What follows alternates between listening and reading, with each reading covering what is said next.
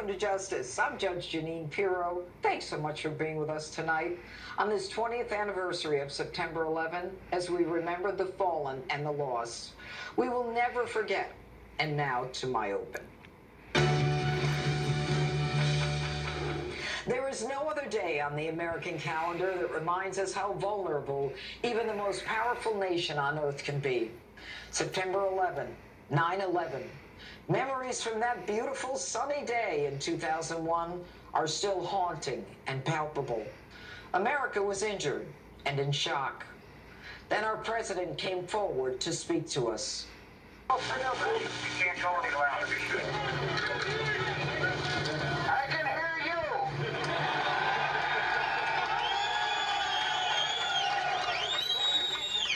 I can hear you. The rest of the world hears you.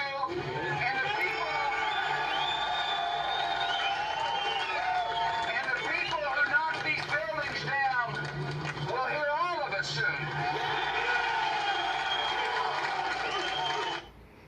It wasn't scripted, it wasn't on a teleprompter, but it was moving, comforting, and captivating. Even to this day, it still gives me chills. When President Bush spoke, America found what she needed. A leader who brought us a sense of unity, not words. A leader who focused on our similarities, not our differences. And suddenly, because of his strength, America was one against those who wanted to destroy us. We found our strength, courage, fearlessness, and the unequivocal belief that the United States of America is exceptional. After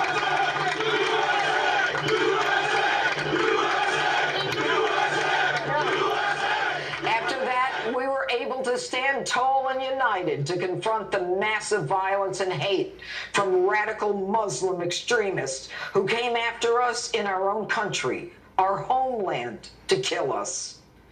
I remember that day. As DA, I was in New York City for scheduled meetings. My security detail insisted I leave the city immediately and return to Westchester. All the phones were down. Only police radios worked. People were desperate, looking for loved ones. My own daughter, Kiki, was with her Rye Country Day class that day, visiting the Pentagon. No one could reach any of the children. I called, or through a police phone, I called Police Commissioner Bernie Carrick.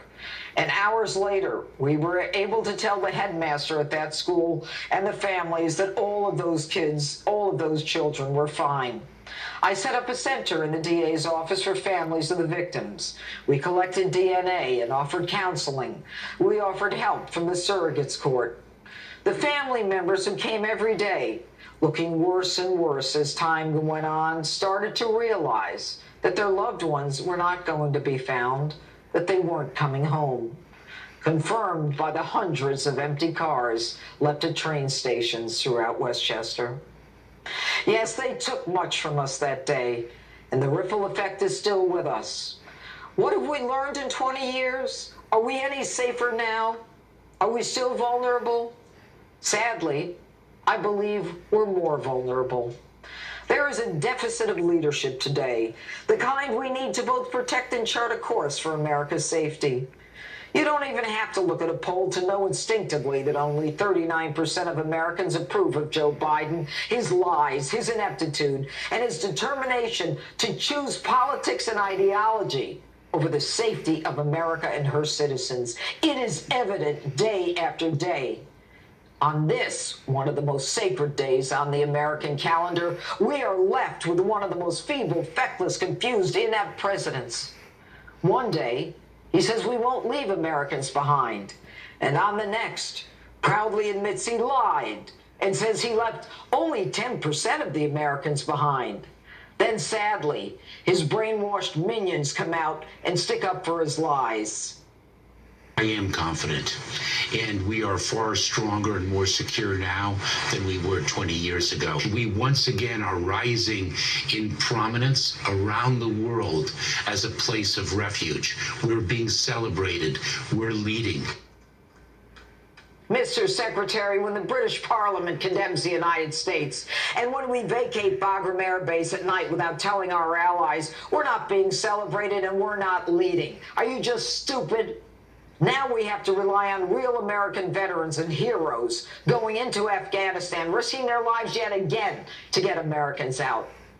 And while the administration tells us the Taliban is kinder and gentler, they shoot women who don't cover their faces in the street, and they go door to door looking to shoot anyone working with Americans. And they beat reporters.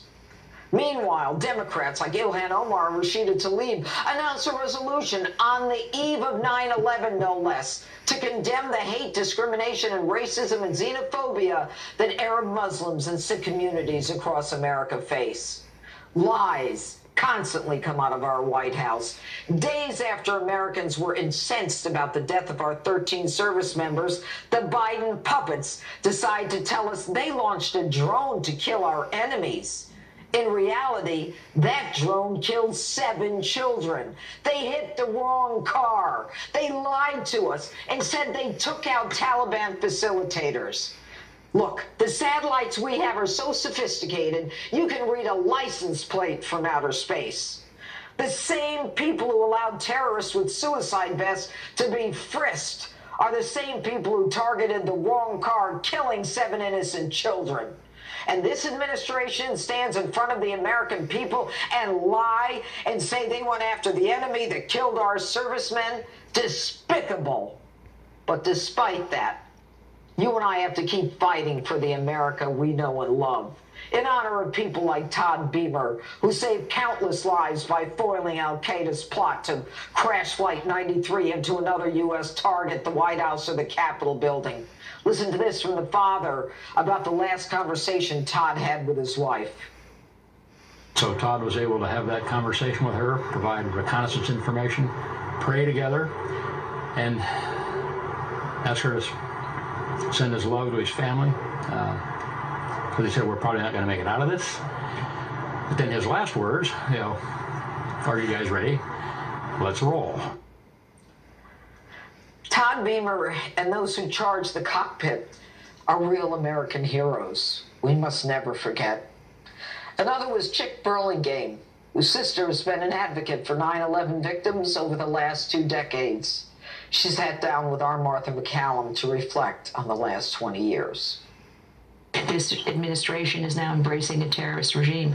The very people he's referring to are the ones that sheltered Osama bin Laden, the ones that provided him a safe haven while they practiced storming the cockpits and killing all the pilots. Today I was at Citi Field before the Mets and the Yankees game, and I felt unity and patriotism again. I felt Americans all around me. I am so tired of all this woke nonsense, the creation of division, our own so-called commander-in-chief pitting groups against each other. I'm tired of defunding police and wasting my time and energy trying to fight those who hate America and hate our flag. It is time for us to drown their voices out. It is time for the silent majority to stand up at the Star-Spangled Banner and decry those who take a knee. I want to live in a country that understands that we are lucky to be in this experiment of democracy together, and no one can ever divide us.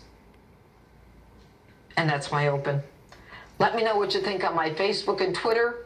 #Judge Jeanine.